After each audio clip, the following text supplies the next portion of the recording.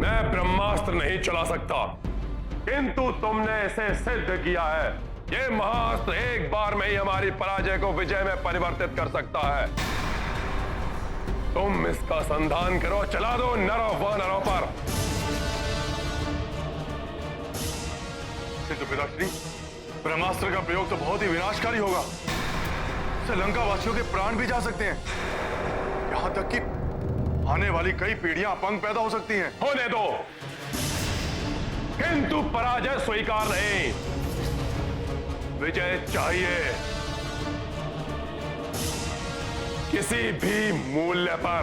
प्रतिष्ठा तो बची रहेगी हमारी।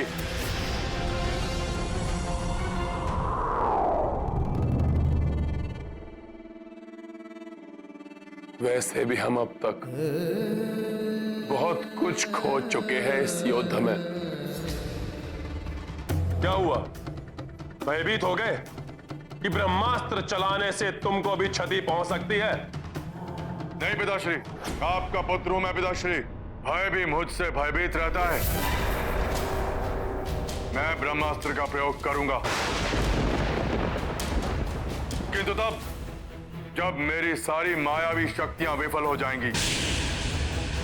उचित है, यदि तुम युद्ध के प्रथम पहर तक उस नर या उसके किसी भी महान योद्धा के प्राण लेने में असफल रहे, तो तुम ब्रह्मास्त्र का प्रयोग अवश्य करोगे। उचित है पिताश्री, जैसा आपने कहा वैसा ही होगा। होगा नहीं, वचन दो मुझे।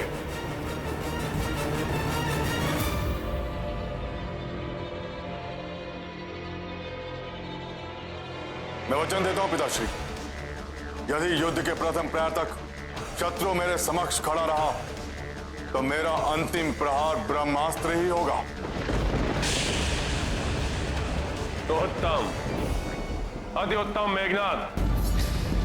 तुम्हारी मायावी शक्तियों के प्रहार में वृद्धि करने के लिए तुम्हारे साथ विद्युत जीवा भी रणभूमि में रहेगा। वो भी महाविनाश मचा सकता है वानर सेना में। पिताश्री, मुझे आज्ञा दीजिए, मैं माता निकोम्बिला की पूजा संपन्न करके शीघ्र ही वानर सेना पर आक्रमण करूंगा।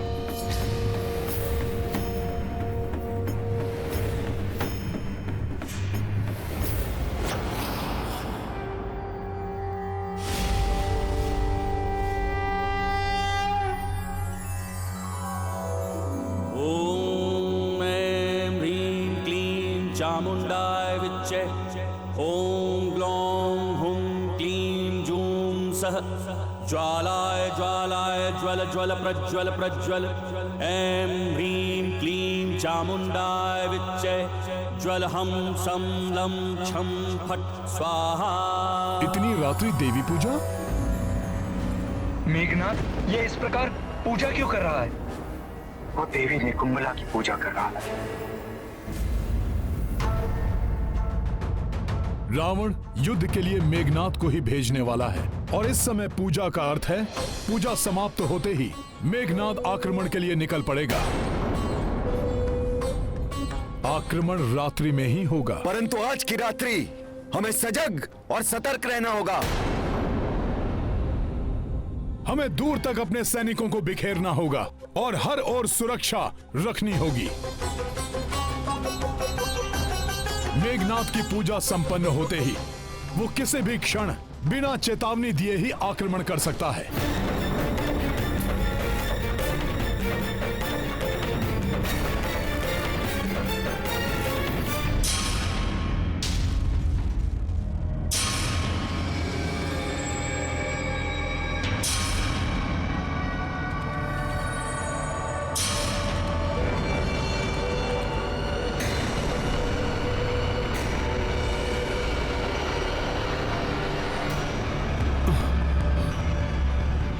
पहले अंधकार छाया और अब ये मशालें भी एकाएक ही बुझने लगी।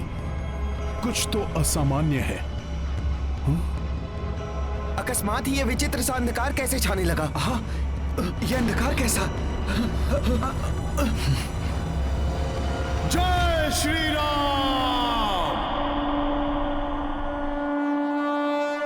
सावधान, हनुमान ने चेतावनी का संकेत दिया है, सतर्क रहो।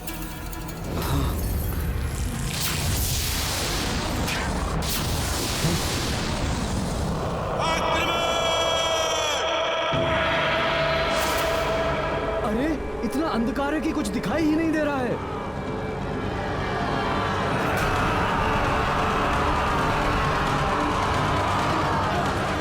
प्रतीत होता है कोई शत्रु हम पर आक्रमण करने आया है, किंतु घने अंधकार के कारण कुछ भी दिखाई नहीं दे रहा।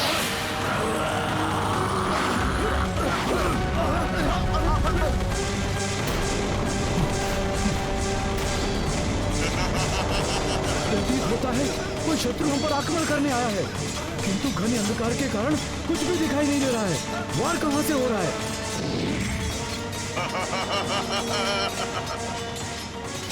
बचाओ, हमें कुछ दिखाई नहीं दे रहा है। ये राक्षस हमें मार देंगे। बचाओ। मेरे रक्ष योद्धाओं, मेरे इस मायावी गहन अंधकार ने इन मूर्ख वानरों को अंधा कर दिया है। किंतु तुम लोग अपनी मायावी दृष्टि से इन्हें भली भांति देख सकते हो। तो टूट पड़ो इन वानरों पर, अंत कर दो इन सबका।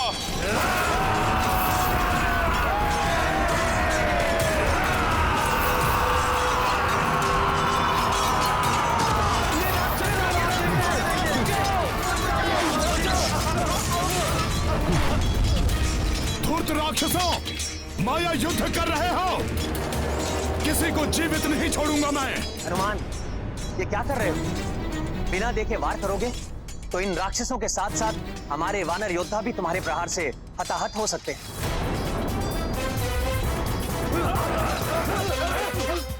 किंतु हम क्या करें प्रभु, कुछ भी दिखाई नहीं दे रहा। राक्षसों पर हम आक्रमण कैसे करें? इस अंधकार से तुम में से कोई नहीं बच पाएगा। मेरी और विद्युत जीवा की मायावी शक्तियों के समक्ष कोई जीवित नहीं बचेगा। सब मारे जाओगे मूर्ख वानरों, सब मारे जाओगे। अब कोई उजाला नहीं रहेगा तुम सबके जीवन में, क्योंकि बहुत जल्द ही मृत्यु के अंधकार में समाने वाले हो तुम लोग।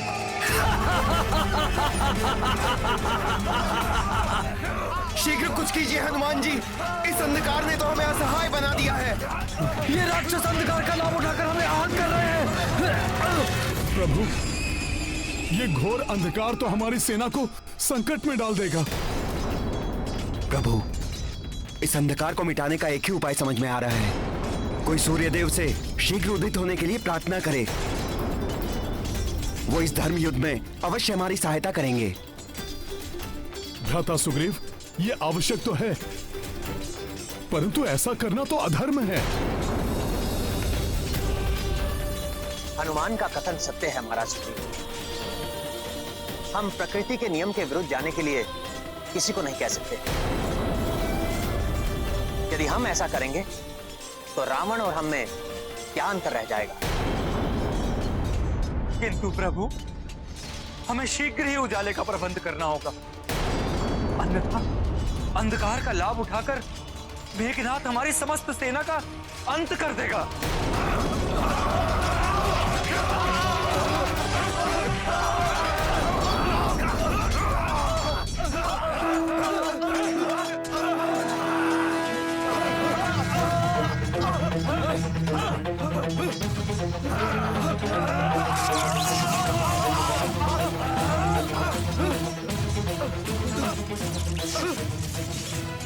इस अंधकार का उत्तर है ये गुरु विश्वामित्र का दिया हुआ दिव्यास्त्र।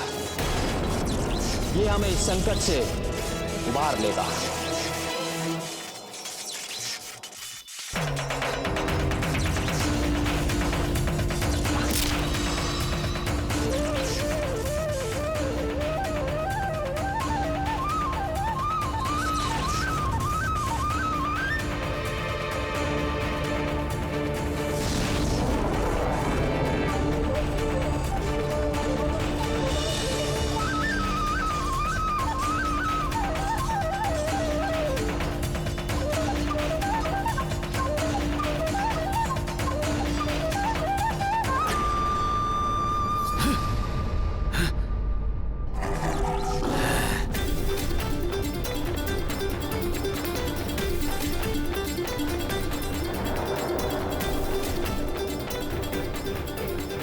अस्त्र तो मेरी योजना विफल करके रख देगा। अभी नष्ट किए देता हूं इसे। अब संभालो मेरा वार।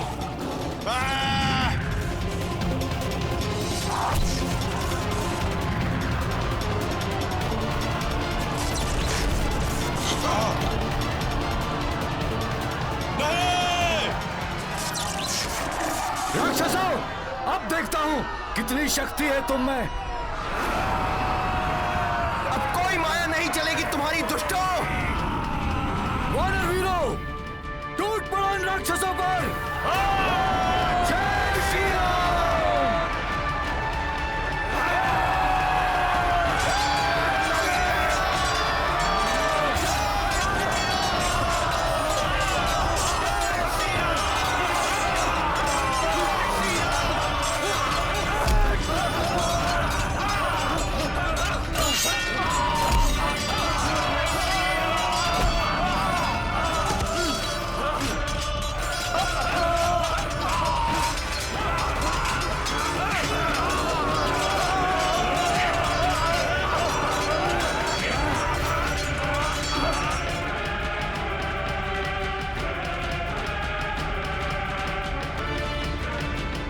जय श्री राम।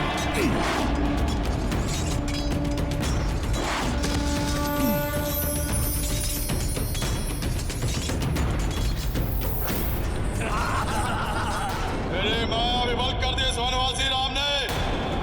वनवासी राम, अब अंत होगा तुम्हारा मेघनाथ के हाथों।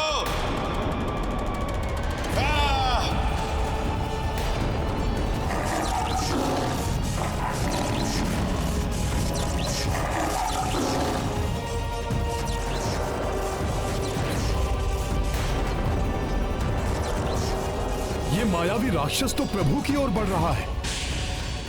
जय श्री राम।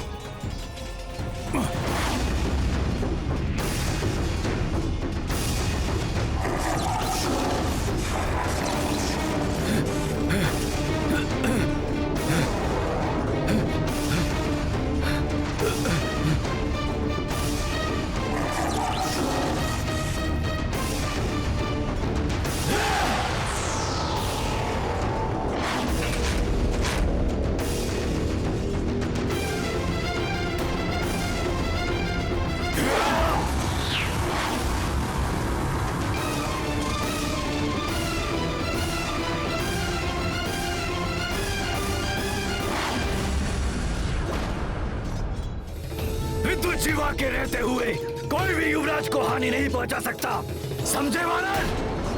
मेरे प्रिय काका कुंभकर्ण के वधे बहुत बड़े धनुर्धर हो ना तुम। तो करो मेरा सामना। मुझे तुम्हारी चुनौती स्वीकार है मेघनाथ।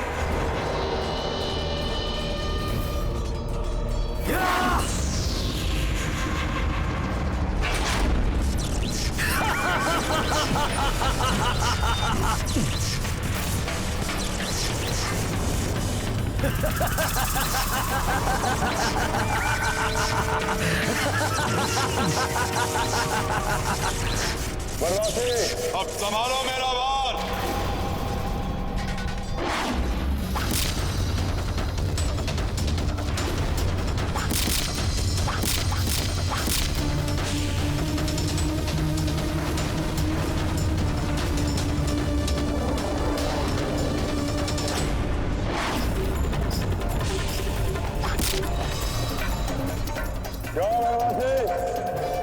मेरे सैकड़ों बाणों के उत्तर में केवल एक बाण। ऐसे करोगे मेरा सामना धनुर्धर?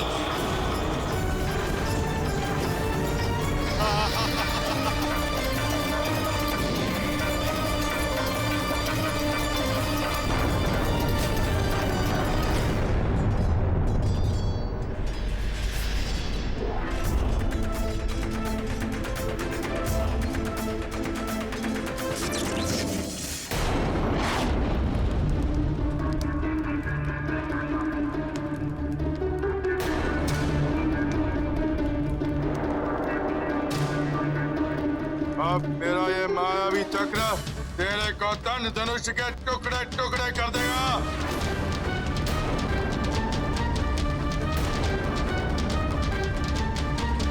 अच्छा, तो मेरा कोदंड धनुष ही इसका उत्तर देगा।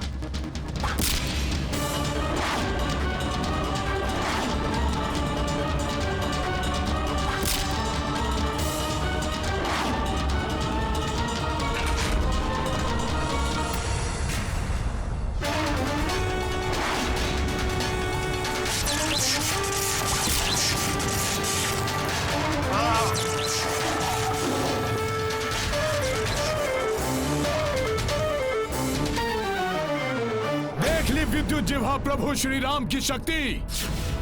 अब प्रभु के नाम की शक्ति भी देख लो राक्षस। जय श्री राम।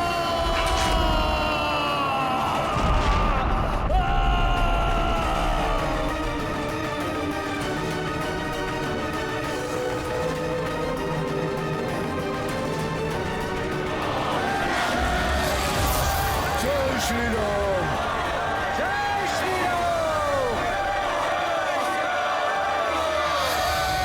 दोनों राक्षस तो अदृश्य हो गए। सावधान साथियों, ये राक्षस माया युद्ध कर सकते हैं।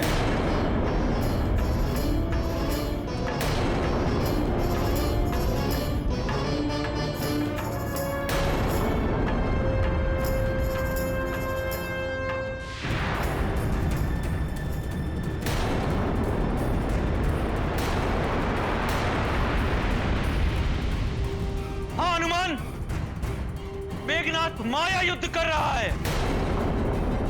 मेघनाथ, यदि तुम्हें मुझसे युद्ध करना है तो सामने आकर लड़ो। यूं अदृश्य होकर और छुप छुप के वार करने वाले योद्धा नहीं कहलाते। अदृश्य पर वार करना रघुवंशी अधर्म मानते हैं,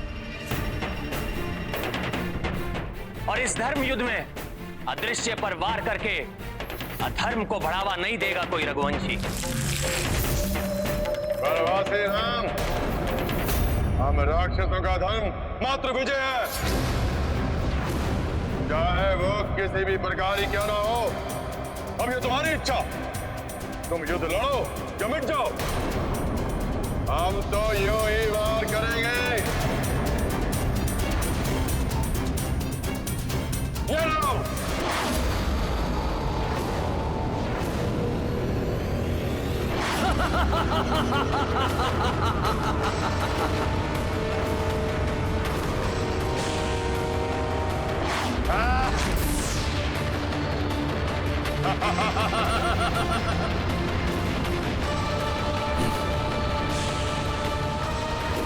भैया,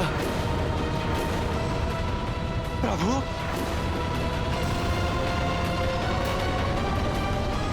जय श्री राम।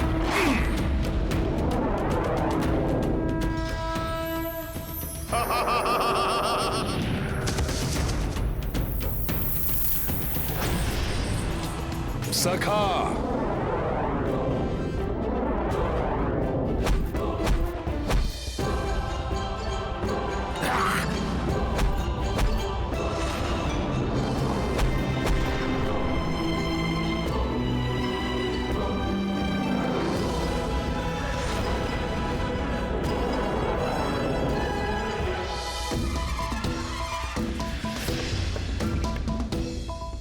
बस मेघनाथ, प्रभु ने जब मायावी युद्ध ना करते हुए धनुष नीचे किया तो तुमने नागपाश चलाया। प्रभु ने कुंभकर्ण की मृत्यु पर उदारता दिखाते हुए युद्ध ना करने की घोषणा की तो तुमने 2 बार युद्ध विराम तोड़ा और रात्रि में भी आक्रमण किया। किंतु अब प्रभु की सहजता का लाभ हनुमान किसी को नहीं उठाने देगा। अब चाहे तुम युद्ध के लिए आओ या तुम्हारे पिता रावण, तुमने निहत्थे प्रभु पर शस्त्र उठाया मेघनाथ, अब इसका दंड तुम्हें हनुमान देगा। जय श्री राम। धर्म का पालन, मर्यादित व्यवहार व्यक्ति को इतनी शक्ति देता है कि अधर्मी के सभी छल और कपटपूर्ण प्रहार व्यर्थ हो जाते हैं।